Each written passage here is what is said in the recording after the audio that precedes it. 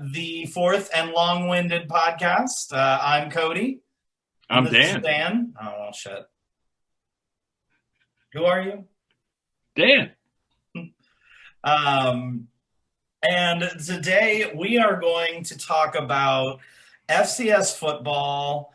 Deion Sanders started Jackson State, and really fun recap of the 2020 season that we are kind of all surprised happened. It's miraculous that we got to a finish, that's honestly. So, Dan, what do you want to start with? Let's talk about ourselves a little bit. You know, it's our first episode. Yeah, this I like is our that. first episode. I mean, Good idea. so personally, my name's Dan. I currently live in Nashville, Tennessee, right in the middle of SEC country. From Ohio. We actually both went to the same high school, grew up together. I personally grew up a Purdue fan, and then adopted Bowling Green State University after I attended. So those are my two college football teams. Probably a little bit more of an NFL fan than a college football fan, but I still consider myself very knowledgeable on college football and excited for what's to come with this podcast. Yeah, so I'm Cody again. I live in Cincinnati, Ohio. I also went to Bowling Green State. Go Falcons. I am also a big fan of the University of Cincinnati and the University of Michigan. I am probably one of the biggest college football fans that I know. Probably the biggest I know. There might be bigger college football fans, but not from a overall perspective. I just love the sport. I think it's the most interesting thing that there is.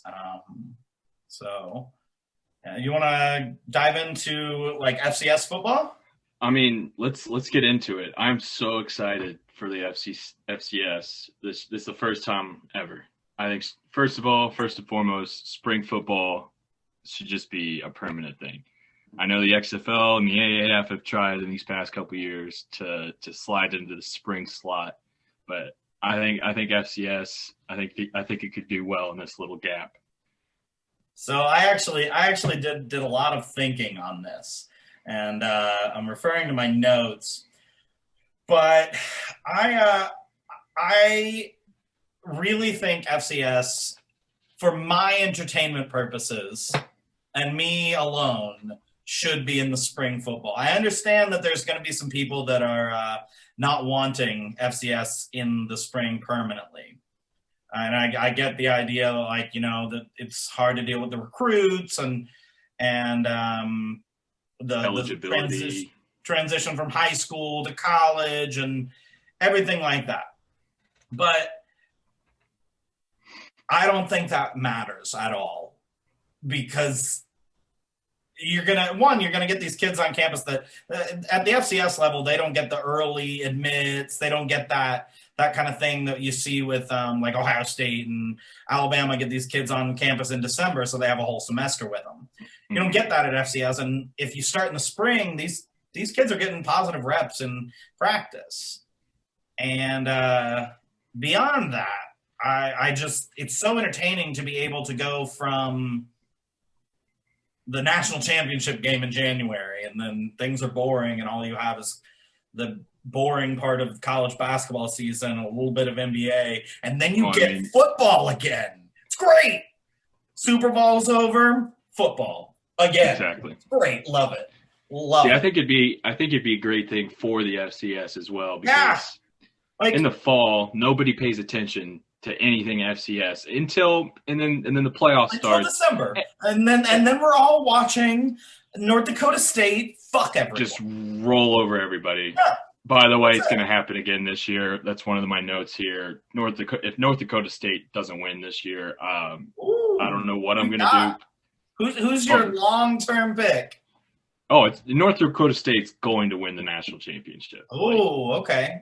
There is no other team that I see has a chance, even without Trey Lance. Trey Lance isn't playing in the spring season. Okay. He's going to be drafted. So I saw that. I think it was North Dakota State beat Youngstown State in their first game this year. Yeah. Right? Yep. Youngstown State's out. But I think there's a team. I do have a couple dark horses, but I think that James Madison University has a shot. It's a shot. It's a long shot, but it's there. They're the only other team other than North Dakota State to win a championship in the last 9 years. Yep. Yep. They got that working for that. Yeah. So I did a little bit of deep diving. I didn't do so much this season just because everything is so crazy with teams opting in and opting out, and which conferences are playing, and how many teams, and I'm confused by it. I was really upset when I learned Dayton had this like high flying offense that was leading scorer in the country last year, and they're not playing. They're not playing this spring. Yep. So I got a little disappointed.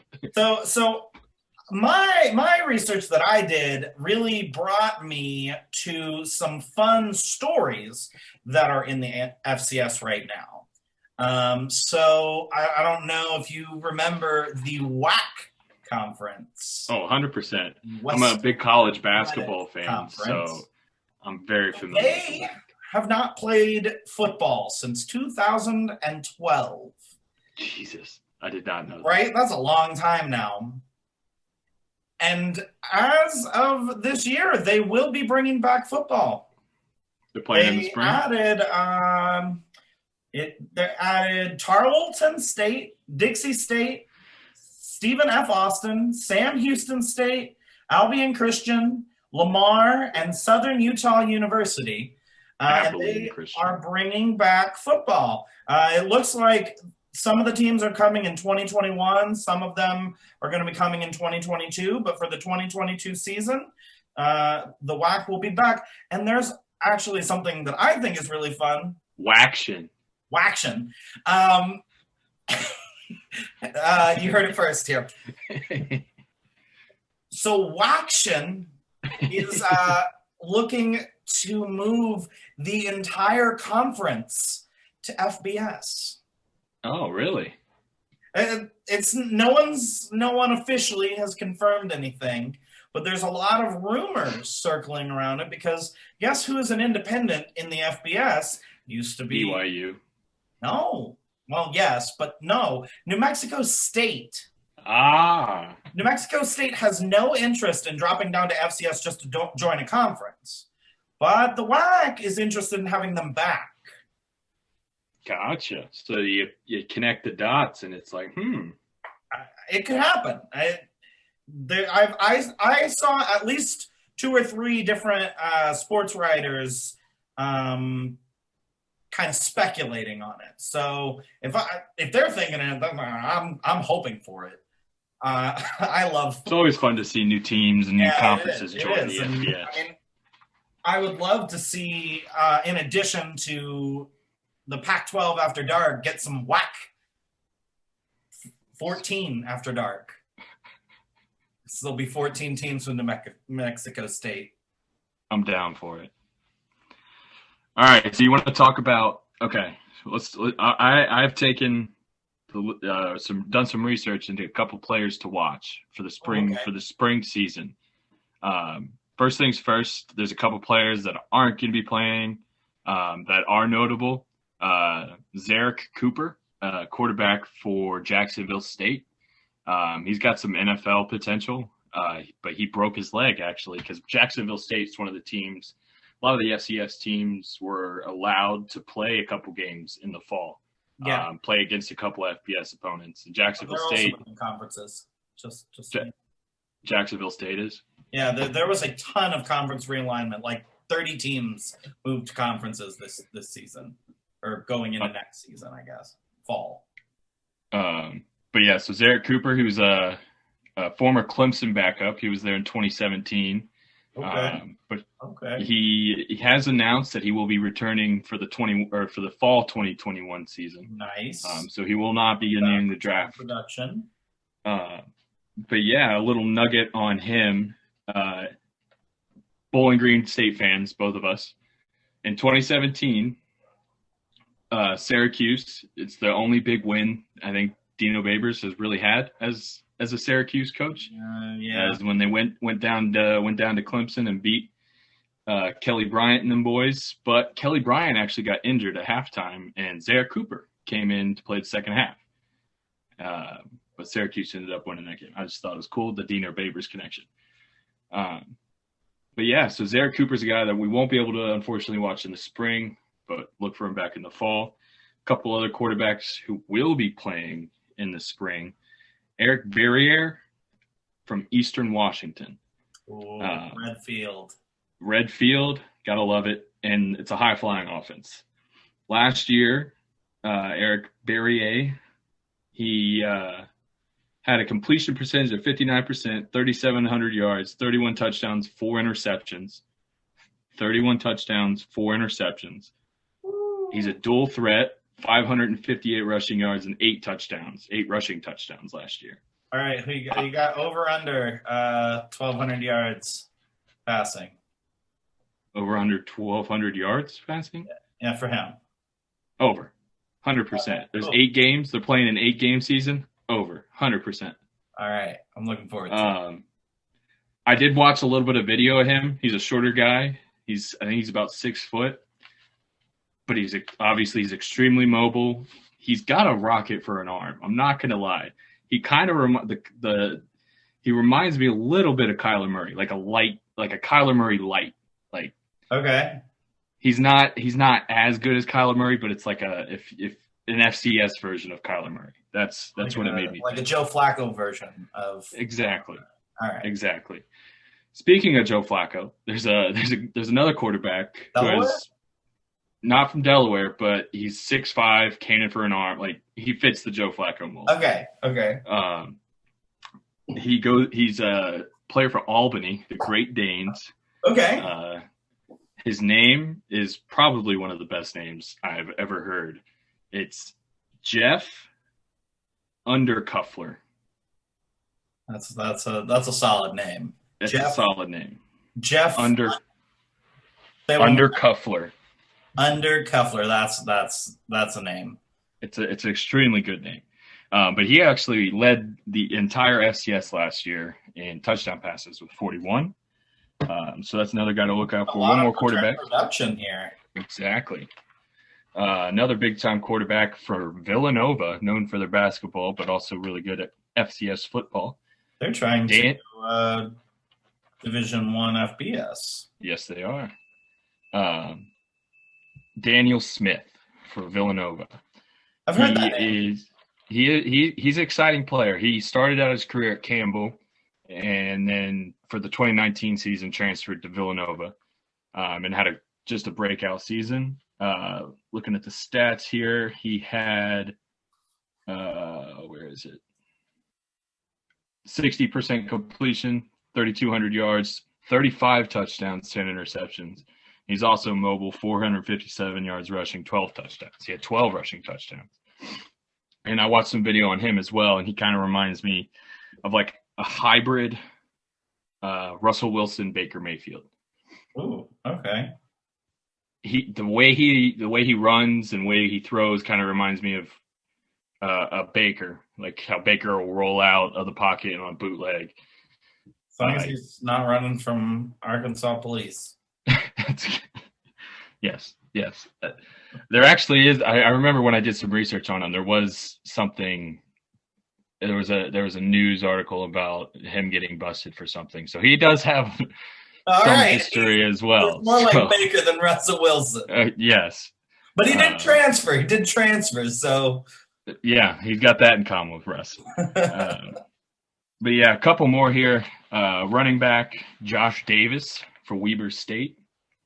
Kind of like how I described Eric Barriere as a Kyler Murray light. He's kind of like a Christian McCaffrey light. Okay. Kind of does everything for Weber State. Returns punts, catches the ball out of the backfield. He's a great runner. He's fun to watch from all the tape I've seen of him. Dejon Dixon, wide receiver for Nicholls State. This guy, well, I will not be surprised if he's playing in the NFL. He's 6'4", 210 pounds.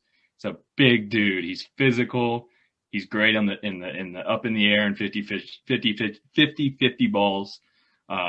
It tells by his stats. He only had 52 catches last year, but he had 52 catches for 1,013 yards, which is about a 20 yards per catch average. Yeah. 8 touchdowns. So he's a big play machine. But yeah, that's pretty much just wanted to highlight a couple guys that I'm going to be excited to watch this upcoming season. So can I start highlighting a guy that I'm excited for? 100%. Go ahead. Deion Sanders. Oh, for some reason, I just knew you were going there. I'm excited about prime time down in Jackson, Mississippi. How can you not be? I mean, it's a cool story. Like, Jackson State has kind of fallen on some hard times. It's historically one of the best historically black colleges in football. They have 3 black national championships. They have a massive stadium. They have a 60,000 person stadium. I saw that. It's incredible. Yeah. It's in quite a state of disrepair, but still. Holds 60,000 people. That's 60,000 people, 60,000 people. And they fill it. It's not like you're watching UTSA in the whatever giant stadium they play in. Yeah. UNLV who's the Pitt? USF. USF was the one I was thinking of. USF South Florida playing in Tampa That's a show that we are going to have to do is teams that play in NFL stadiums. 100%. All right. That down. That's a conversation for another time. I'm writing that down. All right. So I want to just talk about Deion Sanders' first game. I'm probably not really going to talk so much about him being robbed because I know anyone who's watching this podcast has already seen that. Yeah. But so Jalen Jones was the starting QB, went 18 for 20, 187 yards, 3 passing TDs, no INTs, and 7 carries for 39 yards, a rushing touchdown, and he averaged 5.6 yards. He was the highest averaging runner on the team. I mean, they destroyed Edward Waters, which, I mean... I noticed there was a lot of crazy scores from last week. Yeah, a lot of them were playing, James what was the one? Won by 55 against Morehead State, but I think it was fitting that his first game was not against an NCAA opponent. I think that's hilarious that he played an NAIA school.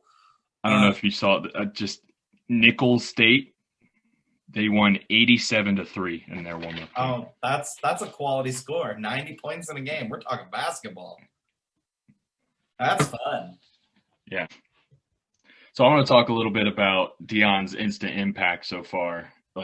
He got in there and with recruiting, and he's got an FBS team. Let's be real. His first class was the highest rated in FCS history, and it wasn't even close. He is 87th ranked in the country, which 86, but yeah, 86. I saw one that was set 87.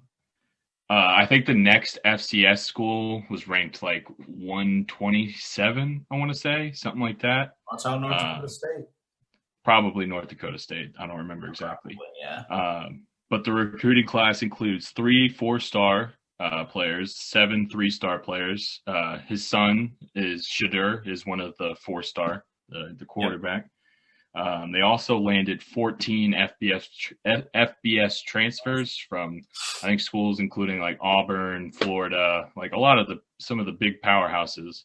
So unfortunately, the 14 transfers they got, they won't be able to play in this spring season. With some eligibility rules with just some weird COVID craziness that's been put in. But they'll be available for the fall. I think the catch here, after doing some research with all this hype behind Jackson State, they may never actually play for an FCS title. It won't. It could change that if they become like an actually like really good team and like consistently. I don't know how long Deion's actually going to stay and want to deal with. Well, I don't know. I also don't know if they really have an interest in playing for it, because you look at, for some background, you look at how the historically black colleges, their competition with FCS schools, generally just the FCS schools have more resources. It's like putting Ohio State against Bowling Green. They're exactly going to pummel them. And it's really unfortunate because it's caused many of the historically black schools to not want to play other FCS opponents. And it got to the point. So they're part of the SWAC, Yep. Southwestern Athletic Conference. That conference was 0-19 in the FCS playoffs. And basically, finally, the conference was like, we're going to stop sending our champion there. And they got together with the MEAC, the Mid-Eastern Athletic Conference, another conference with primarily HBCUs. And so they played the winner of the MEAC, the champion of the SWAC, the Celebration Bowl. Celebration Bowl. And that's usually one of the HBCU national championship, right? Exactly. Yeah. Yep. So there's it's unrealistic to think that they're going to be competing for national championships. I mean, it's not even possible right now. I think though, so this is interesting because I had a similar thought process, but at the same time, well, actually, let me really preface this. I read an article on Mississippi State's 24/7 Sports page that just was talking about how Paul Feinbaum was. It sounded kind of critical of Deion Sanders, like, why is he there? What's he doing? We all know Paul Feinbaum has some hot takes. Yeah, and it's like, well, to me, Paul Feinbaum says that it's a marketing tool and that Sanders is trying to take a swing at big time college or NFL. So what? Like, isn't every other coach at any level trying to get to the next level?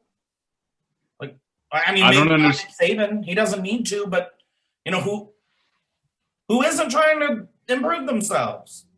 And I mean, if you really think that if you're stuck in this mindset that he's just doing this for the show and just doing this because he can, I mean, why can't you just look at it as who cares, one, but it's going to be entertaining. Like, it's 100% going to be entertaining, 100% going to be content factory. Like, for nothing else, did you see the press conference? Yeah.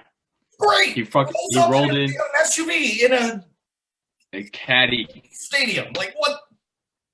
Amazing. It was amazing. It was the best introductory press conference I've ever seen. Yeah.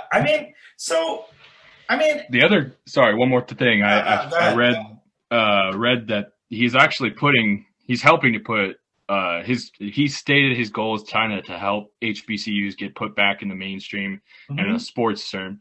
And he's had an instant impact on that too, because 6 of the 7 Jackson State games are going to be broadcast on an ESPN platform of some sort.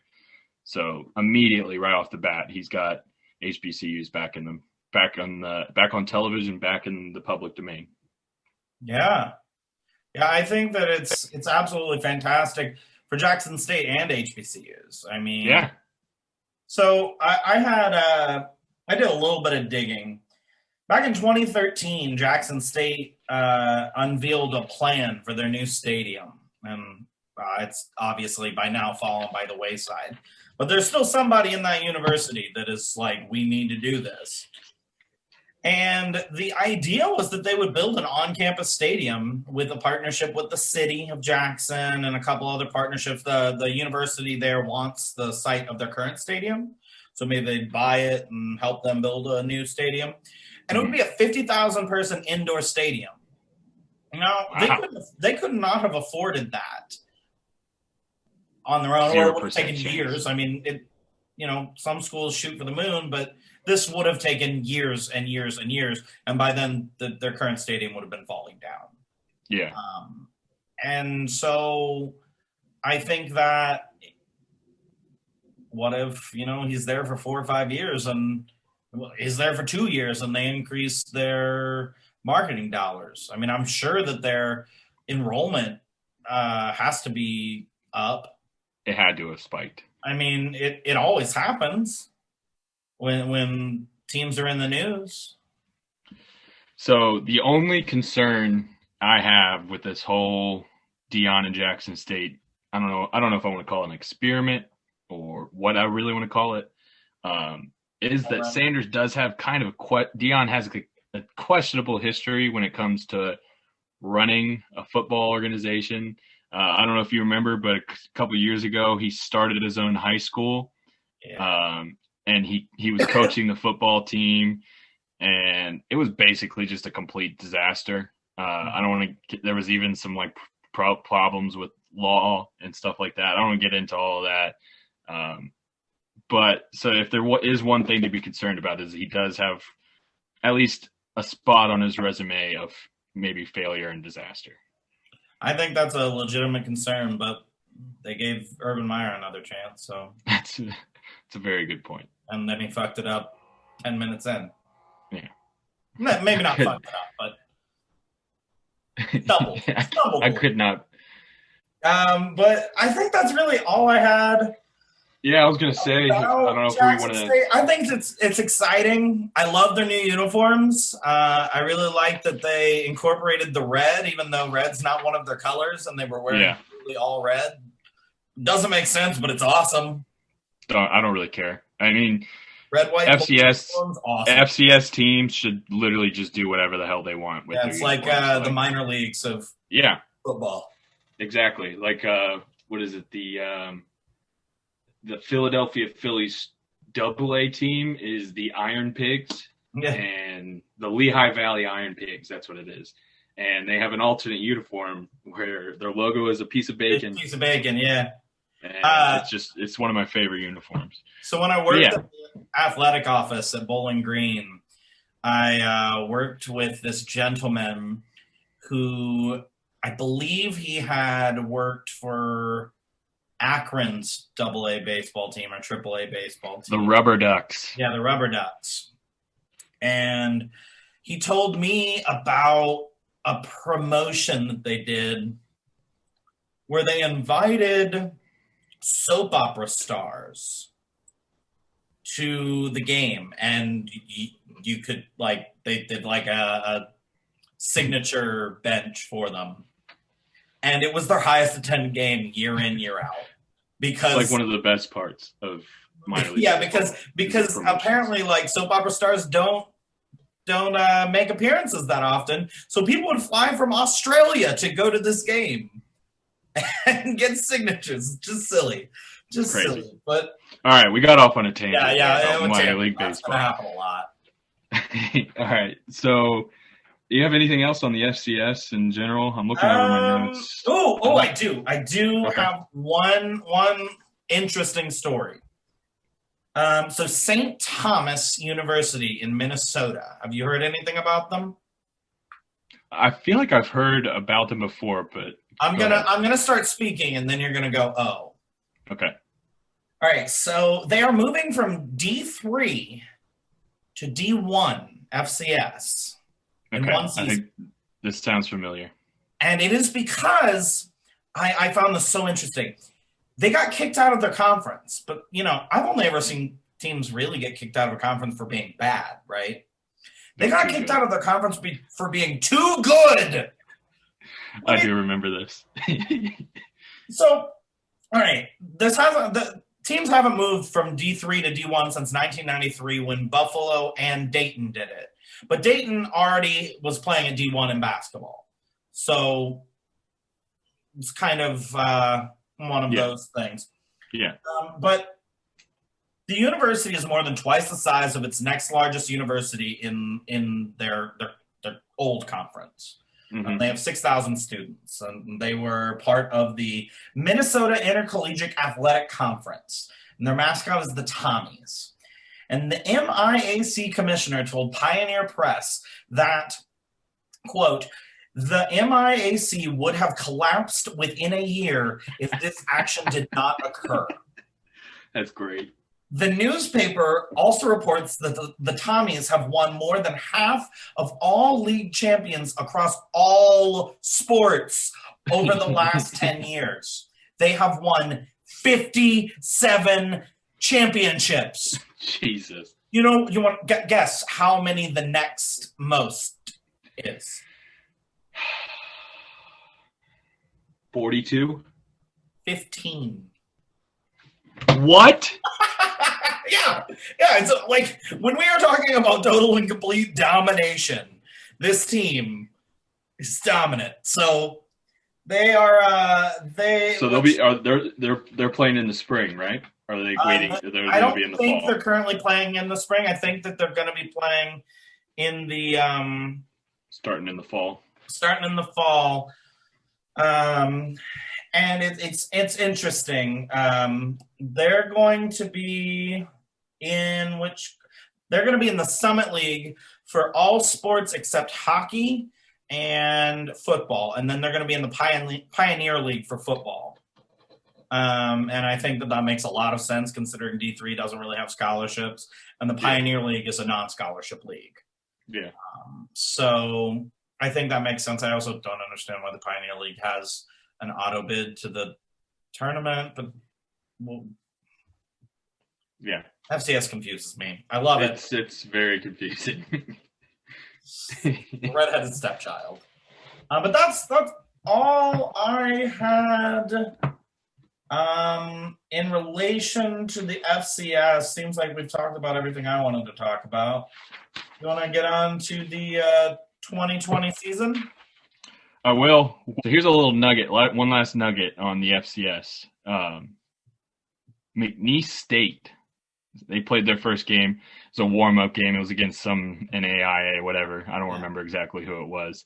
But Ed Orgeron's son plays for Mcneese State. And you guess how many touchdowns he had in the game? 6. Okay, 5. But still, hey, 5 touchdowns. That's 5 touchdowns. Led the team to this. I think he's the starting quarterback. Yeah, he's the quarterback. But yeah, so I just thought that was fun. Ed Orgeron's son. LSU's wishing that he was playing there right now. Yeah, probably. But yeah, Mcneese State. If you're a big Ed O fan, pay attention to Mcneese State. All right. Well, I guess. So with the 2020 season, I don't want to go overly into it. We're going to be talking about it. We've talked about it. Every other podcast has talked about it. But it was the first time that I was legitimately upset with the rankings. Specifically the final top 10 rankings. I thought they got the final 4 right. You could have put Notre Dame or Texas A&M and I wouldn't have cared. But it was the 5, 6, 7, 8, 9, 10 spot that really got to me. And I got heated one night over it, like heated. And so I'll just get into it. And in the past, and I should also preface this, like in the past, I've also thought that the rankings were pretty much always fair. They made sense at least. Like, okay, these teams, maybe they should have been switched, but it makes sense.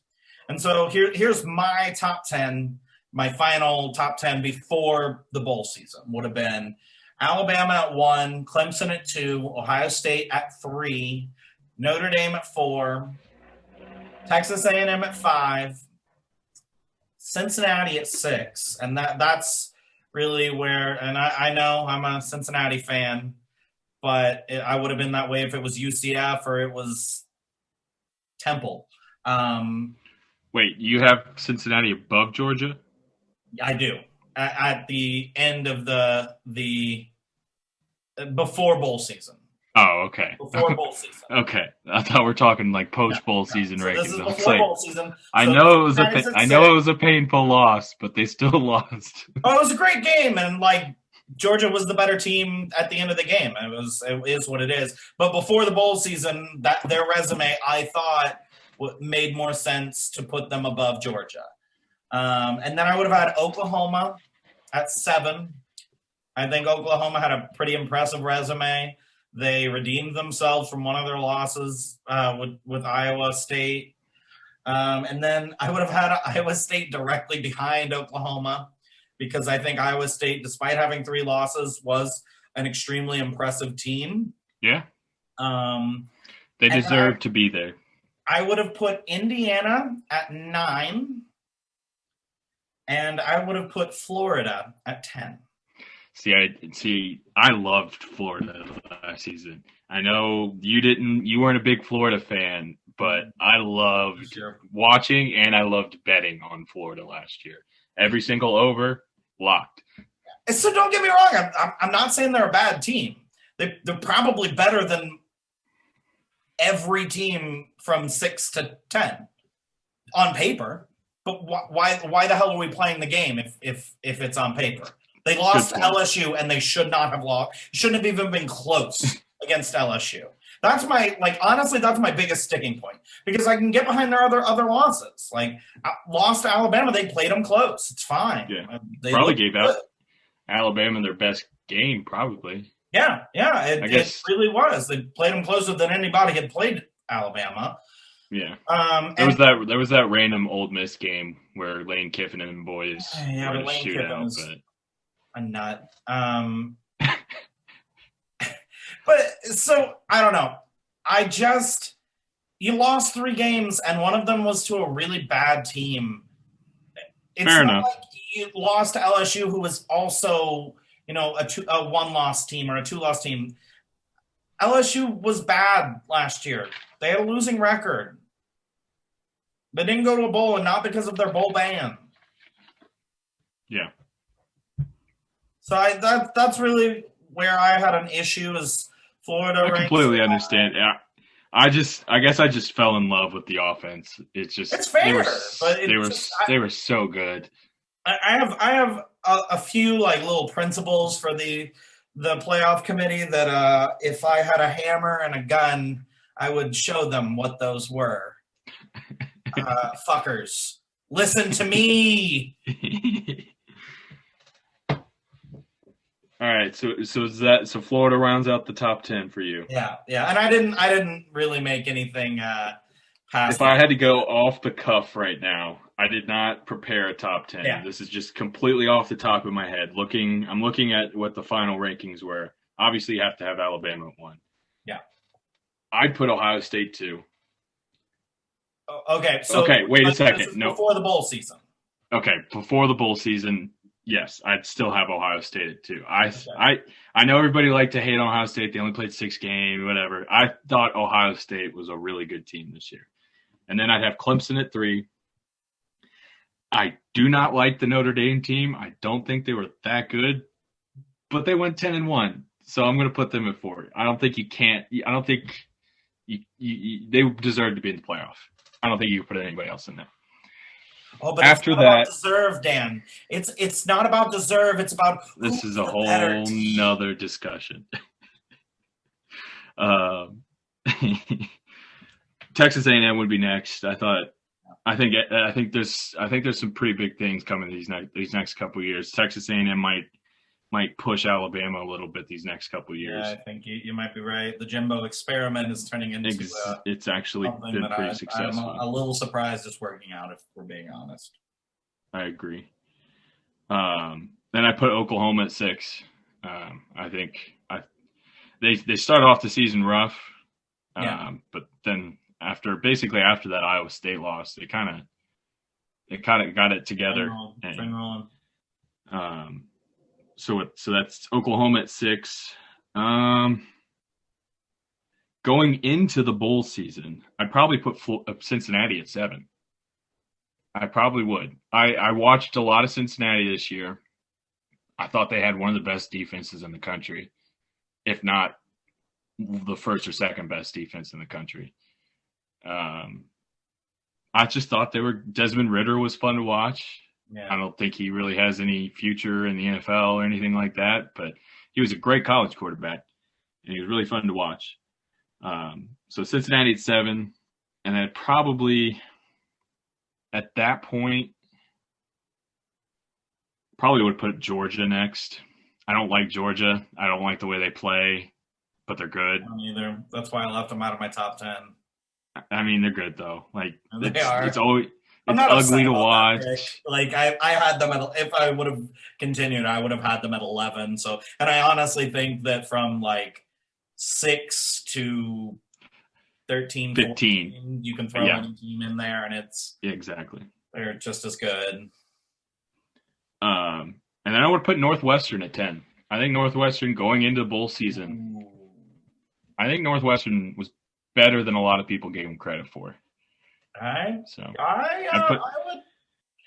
That's not a top 10 that I'm upset with. So I'll go into just a little bit more about the rankings and why I was specifically upset, and it truthfully is because I'm a Cincinnati fan, but I'm also a really big fan of the small teams. Yeah. I like the group of 5 a lot. And we'll do a playoff critique podcast another time. But it's a banner season for the group of 5. It was a great season for the group of 5. Coastal. Actually, later on, I'm going to talk about the Sun Belt a little bit. But I just feel that I don't understand what the disrespect is, because the Power 5 won't play the group of 5. And yet they won't let them into the invitational, and they say, well, you didn't play anyone. Well, it's like, well, you won't play us. You won't play these teams. So how do we even know if they are better? If we're just going to rank people based off the recruiting rankings, then that's how we should play the game. Is whoever recruits the best players to come to your school should recruit the best. And that's now the national championship. Alabama just won the national championship with the greatest recruiting class of all time. Now we don't need to play the game anymore. That's really just the way I feel about it. We should expand the playoffs, and we all know that. Well, not everyone. It's coming. It's coming eventually. It's coming. All right. And for those that don't want it, you're wrong. It's coming. Just watch the FCS playoffs and then 24 tell me teams. Amazing. Just watch the FCS playoffs and tell me you don't want that in FBS. And if you still say you don't want that, then we can't be friends. And truthfully, just stop watching this podcast. If that is your opinion. All right. I wanted to touch on a couple of my favorite things from this season, because I know we had texted a lot during the season, and I was very pessimistic. I was like, the season's going to be remembered as a failure. We're going to just forget the season ever happened in the future. There's just going to be – and there was a lot of issues, but you know what? Looking back on it, it was a great season. There was just moments galore. There was moments all over the place. So I have a couple I want to run through here. Maybe we'll discuss a little bit about each one. But this might have been – so first off, this might have been the best Alabama team we have seen to this point. I will argue they might not have had the names on the defense that they've had in the past, but the defense was just as good as it's always been. Their offensive line was just unfair. I mean, it was unfair. They have the best running back in the country, in my opinion. I think Najee Harris is the best running back in the country. They had the best receiver in the country. Essentially, they were Heisman candidates. Exactly. Their whole team, like their entire offense could have been a Heisman. Like, you imagine how good they would have been if Jalen Waddle had to have been hurt. Like, just think about how just imagine trying to stop that offense. Like, they obviously had a hard enough time stopping Devontae Smith. But stopping them. I mean, just if you had an NFL team at that point. Exactly. All right. So we don't need to talk about anymore about Alabama, but in my opinion, it might have been the best Alabama team we've ever seen. Exciting thing, we got to see what Notre Dame looks like in a conference. It's never happened before. We got to see how they would fare playing against going to, or like going to Georgia Tech, or I don't know if they actually did. I don't remember off the top of my head, but just like playing a conference schedule. I thought that was kind of cool. I do have something about that. Okay. I thought that the Notre Dame Clemson game, the first one, was I went back and made like just a short list of exciting games that I watched. That was probably the most exciting game outside of teams that I root for. Yeah. For me to watch. I really enjoyed that game. I know that, Trevor Lawrence was out and Clemson was missing a few guys. And their backup quarterback, his name escapes me. Uwe Ungalele. Yes. I'm not going to try. I think I added an extra lay on the end, but yeah. So I know that Clemson was missing some players there, and that's why the ultimate result in the ACC championship game was what it was. Yeah. But I really enjoyed that game. It was a lot of fun. Super spreader after the game. That was terrifying. We don't need to talk about that, though. No. I was going to just gloss over all the cancellations, how Ohio State basically was, hey, we're going to bend the rules to allow you into the Big Ten championship. Yeah. If I was I'm still pretty angry. Just a little salty. Just pretty. I'm really angry at Ohio State specifically, but the Big Ten. Like, if I'm Indiana, I'm going into next year, and I'm gonna do everything I can to beat everyone by as much as I can. I think they made the right move in the end because Ohio State was the best team. Ohio State was the best team. You want to have the best team in your championship, having a shot to go to the playoff. I agree. Moving on, Sarah Fuller at Vandy. That was a great story. Probably the worst possible team she could have been playing for. Because, of course, there's all this hype. She's going to be playing this Sunday, and then Vandy doesn't score a damn point they don't even get into range for a field goal. They are god-awful. Well, I mean, Vanderbilt football. New Mexico State was where the first female kicker in college football ever was? In the Power Five. This was the first of the Power Five schools to have a female. Well, yeah. I mean, it's a big deal because there is a difference between the rest and the best. But so yeah, that was definitely a cool story. We were talking about Waction earlier, trademark pending. The Maction was fantastic this year. I know they only played 5 to 7 games each, but just to highlight just two things. Jarrett Patterson. Nobody knew his name before the season, but he's now forever going to be in the record books as the guy who ran for 409 yards and 8 touchdowns. Yep. And he should have had 9 because they gave their backup running back a goal line touchdown towards the end of the game, and it would have broken the touchdown record, but I digress. The other thing was the crazy ending to the Ball State Western Michigan game, where there's a bunch of laterals and then the team's on the field and then they score a touchdown. Wait, it doesn't count. Just a fantastic Maction ending. So I personally thought the Maction was great this year. I liked the what was the play with Toledo and Western Michigan, where Western Michigan was it the fake spike? Yeah. Fake spike for a touchdown pass. Yep. It was great. Gotta love the fake spike. That was great. Yeah. Another memorable moment we'll probably remember for at least the next several years. We talked about Florida losing to LSU earlier. The way Florida lost the game because a player threw a shoe. Yeah. I mean, he didn't just throw a shoe. He hurled the shoe. Did. I think it was like 25 yards, something like that. I mean, and it legitimately cost the game. I don't know if anyone follows it's Reddit college football on Twitter. Mhm. And they tweeted because this past weekend when the FCS games were going on, a shoe fell off a player, and I don't remember what team, but they tweeted and Morehead State's player kindly and gingerly handed back the shoe to the JMU player or something. It was something like that, and that was I laughed way too hard at that. 10 out of 10 tweet. If you don't all right. follow them, that's a quality content generator right there. You'll 100% get laughs for days. All right, 4 more things. How about I do 1 or 2? Okay, go ahead.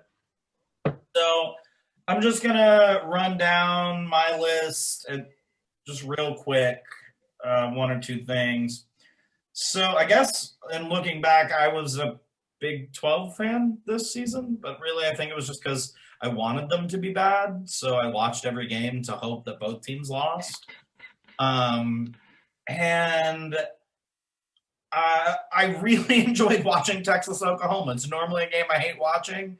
I don't like both teams really. But it was an entertaining game, and it went to a million overtimes, and the score was 53-45. It was kind of sad to see Sam Ehlinger go out like that or lose that game because he's Mr. Texas and whatever. But he's going to be forgotten, but he deserves to be. He deserves a lot more than what he got at Texas. Yes, he really does. Bedlam, Oklahoma State game. That was, of course, probably the most boring game of the year. Yeah. Also, I lost. Oh no, that game was the reason that my $50 parlay on Indiana, Ohio State, Cincinnati, and Arkansas. I had a three game parlay. It's the reason that I didn't lose all my money on that. So thank you, Oklahoma, for taking care of business. 41-13. I quite literally don't remember watching a single Pac-12 game. I normally love watching Pac-12 at night. I did watch the very first game, USC-Arizona State, when USC hits the fourth. That game was really close, wasn't it? Yeah. Yep, and they had it was like 4th down and long and at like the 40-yard line with 15 yeah, and seconds I remember left. thinking, ooh, they're going to fire their coach. But then they pulled it out of their ass. Every single year I think that, what's his name? Helton. Clay Helton. Every single year I think Clay Helton is going to get fired. And then he pulls something out of his ass and doesn't get fired. It's kind of what they did this year because USC didn't have a bad season. They were actually at USC. It was probably the best season in a couple of years at least. It was all close games though. Yeah, they were all fun to watch, and that's why they didn't win the conference. Yeah. I enjoyed the MAC. If anyone was going to win the MAC, I'm glad it was Ball State. My aunt and uncle both went there. I enjoyed watching Testicle Tech win the MAC. I have 1 or 2 more points, but I'll let you go ahead and take some. I'll run 2 more off, and then we'll go back to you. This is something that's going to be special to this year and probably or may never happen again. But a game scheduled 4 days before it was played. The spur of the moment BYU Coastal Carolina game. I know we talked about the what was the game? The Clemson Notre Dame game was one of your games of the year. That was an excellent game. I had almost forgot about that game. That BYU Coastal Carolina game for me is one of the games of the season. That I watched it the entire thing. Yeah, I bet on Coastal Carolina, so I'm pretty happy about that. Yeah. Or I was in the moment pretty happy about that. But it was a great game. It's something that's never going to happen again. Hey, you don't have a game this weekend and it's 3 days away. And I know we're 1,500 miles away from you, but you want to play this Saturday? I'm like, yeah, sure. And then it was great that Liberty and Coastal got to play each other in the bowl game. What It worked out. That was the first time the bowl season has ever satisfied me for scheduling. Exactly.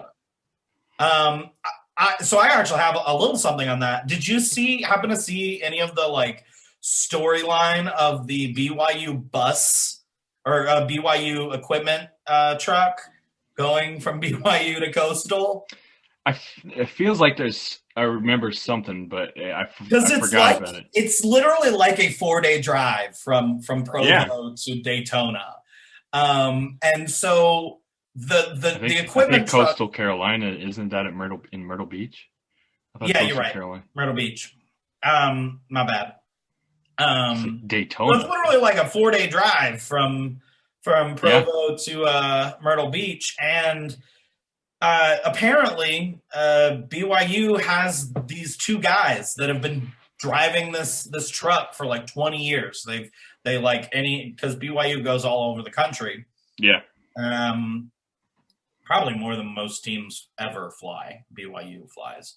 And they literally just took turns driving constantly for 24 hours. They packed a cooler beforehand. They left like 2 days before the game was even scheduled. And because the athletic director was like, hey, this might happen. Yeah. And we want to be prepared for it because we won't be able to play if we can't get our shit there. Yeah. He's Mormon, so he didn't say shit. But that being said, important correction. It was an important correction. But like I just think that that's cool. Like, yeah, never will happen again. No. Because we plan games out 30 years in advance now. But man, that was cool, and it was great. If nothing else, it shows us that it can be done, and that should be done in the future. And I loved how Coastal Carolina just did not give a shit, and they were like, you know what, full stadium. We're just gonna have all the fans there. Yep. This is gonna be it. That was probably the most real feeling college football game of the entire season. Yeah, it was. Both teams were into it. They seemed like they just did not like each other, even though. It was chippy. It was chippy out on the field. I don't think BYU and Coastal Carolina had ever played before. I haven't checked that, but I can't imagine there's a okay. They had, but not. There was this animosity. It just felt it was one of the games of the season for me, 100%. Yeah, they had not played before. Coastal Carolina has only been a team since like 1995. Okay. All right. So we touched on this a little bit earlier, so I won't go too in depth. But it was a fantastic season, a banner season really for the Group of Five. We're used to them having like who's the one Group of Five team this year that has a chance. Like it was always like, all right, there was that year Western Michigan was the Group of Five team and UCF, but this year we legitimately had 5-6 teams that were battling it out to be that Group of Five representative. We had UC, which was, in my opinion, we talked about rankings earlier. They're 100% one of the top, at the very least, they were 100% one of the top 10 teams in the country. And then you also had all these teams were ranked at one point or the other most of the season. BYU, we talked about. Coastal Carolina, we talked about. Louisiana, formerly known as Louisiana Lafayette. I just recently learned that they have cut the Lafayette off, and they're now just Louisiana. Liberty, they beat Virginia Tech and Syracuse. Almost beat NC State. A damn field goal. No, that's what it was. They might have been Syracuse too. But Liberty. Yeah, they beat Syracuse. Maybe Syracuse at the empty Orange Dome. Buffalo was another team representing the MAC. I mean, I think they have one loss, or they go undefeated? I can't remember. No, I think they had 2 losses. 2 losses? Okay. They had a good year. And then, of course, we talked about earlier the Jarrett Patterson 8-touchdown game. Marshall was pretty much consistently ranked the entire year until they just decided not to show up for their bowl game. And that ultimately cost Doc Holliday his job. Yeah. And then finally, I have San Jose State. San Jose State was a good story this year. They have never been relevant in college football. Like, Yeah. never. By the way, Buffalo only lost one game, and it was against Boston. Okay. That's what I thought. But yeah, so San Jose State, they had an undefeated season. It's great to see them have their first good season ever. Yeah, that was a team that like no one really talked about. Like people talked about it, but it was like, oh yeah, they did this. But I think it is important to highlight them because I think that was their best statistical season like ever. Yeah. Which I know it was only a 6-game season, but I think they finished 7-0. Yeah. Yeah, with the bowl game, but still, they just against all odds, they shouldn't have beat Boise State in that championship game, but they did, and it was fun. Yeah, a lot of fun. So, all right, do you want to jump back a couple of your topics? I got two. I got two left. Why don't you give us one more? Because I only have one more. Okay. The pettiness of Dabo Swinney and ranking Ohio State 11. Yeah. And then losing to them. I just found that whole thing, that whole 2-week stretch was just amazing. Just college football in a nutshell. It was amazing. Yeah, I tend to agree with you. I think that that's part of college football. I thought it was stupid for him to do that because, frankly, why kick the hornet's nest? It's bulletin board material. I mean, it is bulletin board material, but still, it's bulletin board material for Ohio State. Why are you giving them that? You know you're going to have to play them. Why? Why give them that? I think that Dabo Swinney is a much less controversial figure than I think he should be. In my opinion, I personally am not a Dabo fan. A lot of people are, but I just don't. I don't see him as that good guy that everyone does, and I don't know why other people don't. I don't think he's a terrible guy, but I don't think he's a terrible guy. I just think that he does some things that are kind of problematic and shitty. And it's why are you doing that? Why are you saying these things? Why? What's the point? And obviously he has an end game. He has to, I guess, and he's doing very well, so it's working for him. But yeah, I think that was something that, looking back, I just find it hilarious. Probably regrets a little bit. Yeah, I find that to be pretty funny too. So I'll hop back a little bit to Coastal Carolina, but the Sun Belt in general was just fun to watch this year. I know that we don't talk about App State that much in that realm, but App State was right there with Louisiana and Coastal. And I mean, Coastal beat the big Kansas, which it's not hard to beat Kansas. I think that I could beat Kansas with my high school team. Mm-hmm. And they're bad. Yeah.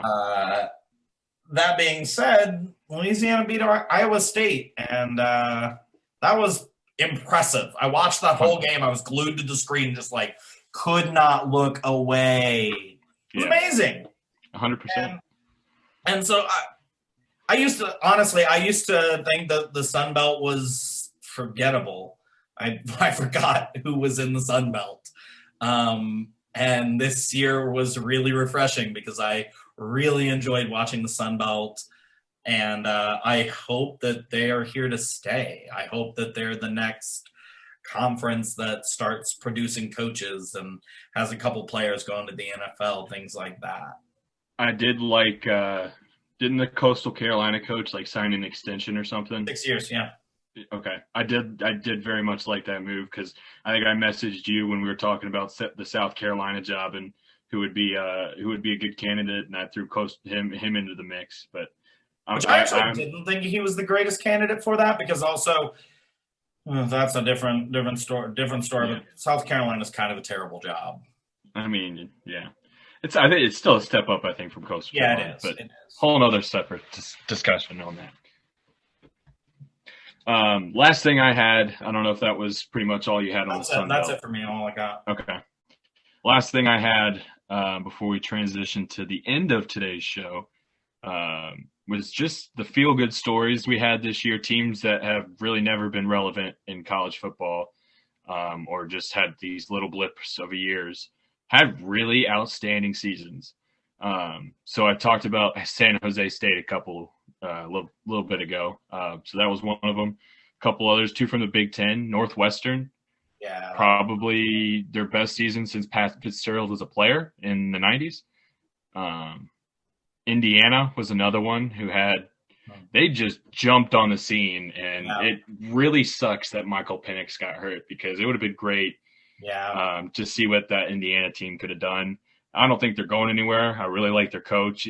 This is speaking as a Purdue fan who hates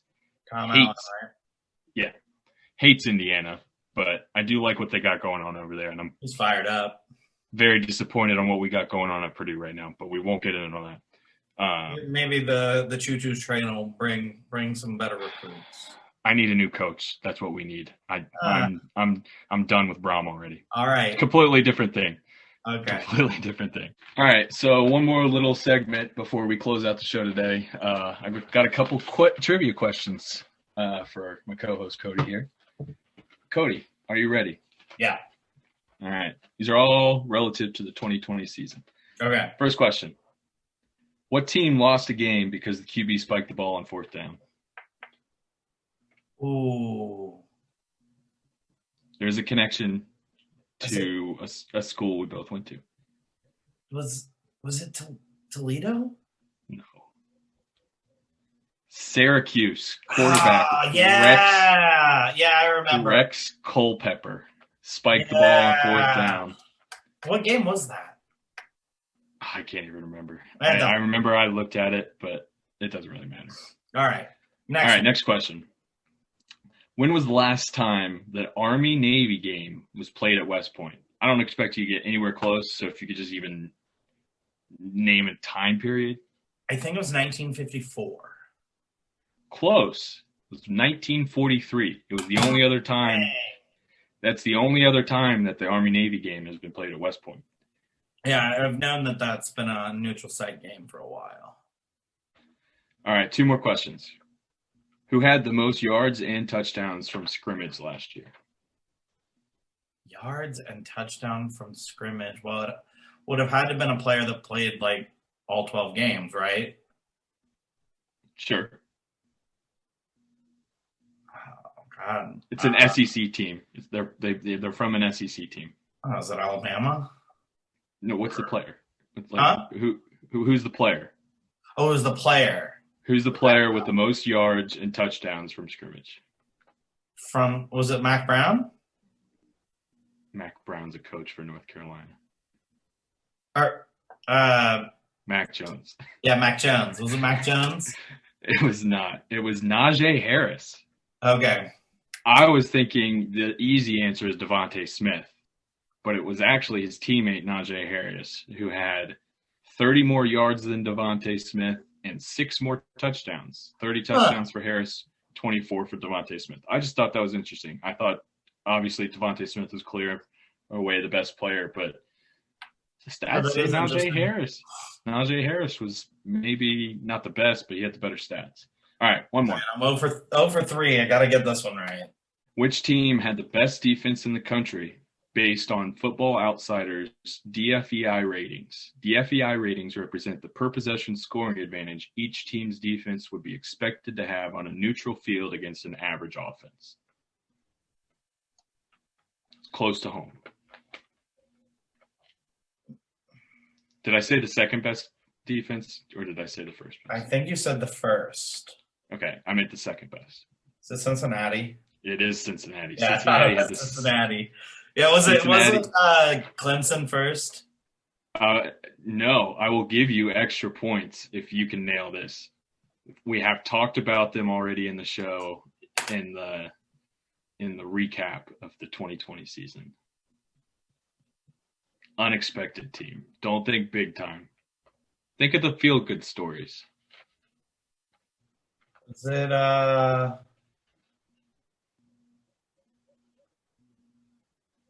Oh, God. It was Northwestern University. Okay. Northwestern, they had ranked as their number one defense, according to this Huh. metric. I thought that was interesting. Yeah, that's definitely interesting. And it was actually a pretty big gap. So the metric is placed in Northwestern's metric was 1.14. Cincinnati was the next, so they were in second, and theirs was 1.02, and every other team was like within like a decimal point or so. So they had a nice little gap on Cincinnati. But Wow. take a guess where our favorite college, Bowling Green State University, ranked for the 2020 season in this metric. Well, there's only 127 teams. Wow. 127. 122 out of 127. All right. I was within 5. All right. They're pretty All right. All right, so that's going to do it for Cody and I tonight on the Fourth and Long-Winded podcast. Thank you guys for listening. Appreciate you. If you'd like, we have Twitter links down in the description below, but follow our Twitter. It's at the number 4 and Long-Winded. Our personal Twitters will also be linked in the bottom, so give us a follow. If you liked our content, make sure to share it. We really appreciate subscribe to our YouTube channel. Comment. Let us know what you think. If you have any questions for us, we'd be happy to answer them for you. Appreciate y'all. Thank you.